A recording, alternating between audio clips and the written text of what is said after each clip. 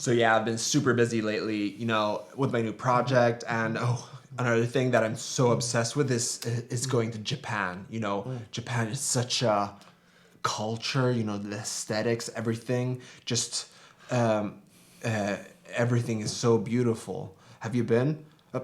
Yeah, I mean, it really takes something special for somebody to really appreciate the culture. Yeah, so. Yeah. So, have you booked your tickets yet? No, I've just been kind of waiting for the right moment, but it really is something that's close to my heart and I really want to make it happen. So, I mean, it's going to happen. Yeah. You know what? I really feel like you get me. I just feel so understood. This was a great date. You're such a great listener. Oh my God. Do you ever feel like you found the person of your dreams? The person who really understands you, that gets you, but then you don't get a second date? Do you ever feel like you go on a date, the other person just yaps, yaps, yaps, yaps, yaps, and doesn't ask any questions about you? Maybe they get away from the date and they're like, oh, this was the best date of my life. I finally feel understood. And you're like, you don't know me. This was all about you. I found this pretty interesting way of thinking about this. And it's that on the one hand, you have the self-centered bastard who's just talking about themselves. Or on the other hand, you have the people-pleasing pushover who's just getting pushed over basically, who's sitting there nodding along, feeling like, okay, I guess this is my life now. I'm just listening to this asshole spill their beans and this person doesn't seem very interested in me. And one way of seeing this is that this is a spectrum. So either you're super self-centered, just talking about yourself, or you're on the other side, just nodding along, kind of pleasing the other person. And it turns out, like, in the first place, when you go away from the date, this is going to suck for the people-pleasing person. And in the beginning, this feels great for the self-centered person because they're like, oh, somebody's finally heard me. But they get in touch with this other person, and what do you know? They didn't have a great experience.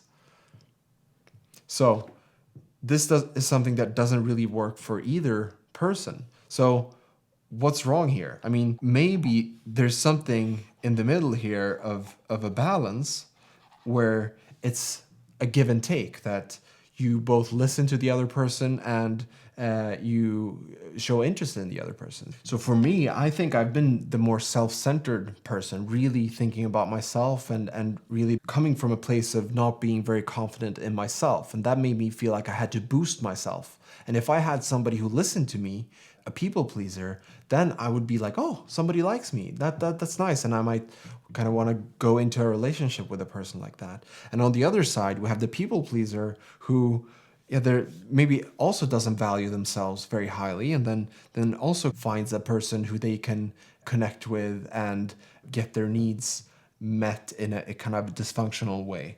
But for me, this movement towards the middle has been a way of maturing in who I am as a person.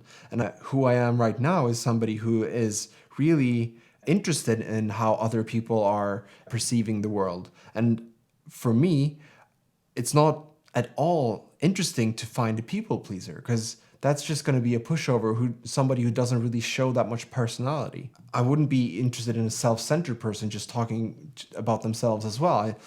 I want that exchange, that dynamic where we're two equal partners who are really quite mature and confident in ourselves. So I think this is a kind of way of looking at the situation of, okay, why is this person just talking about themselves, and why is this person just nodding along? And they're both kind of getting something out of it in that situation, but then it ends up in misery if you don't grow.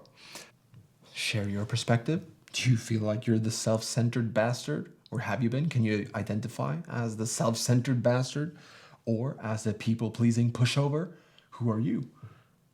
How have you found the journey towards the middle?